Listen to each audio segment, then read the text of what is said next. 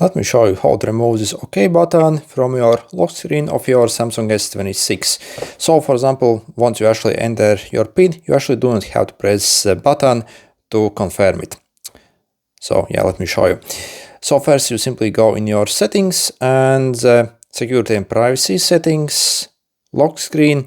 So enter your current unlock. And to enable it, you have to actually set it as like a fresh.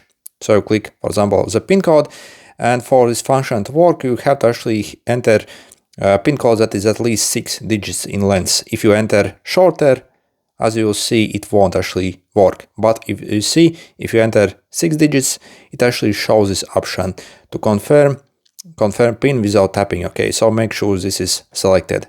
Okay, and click continue.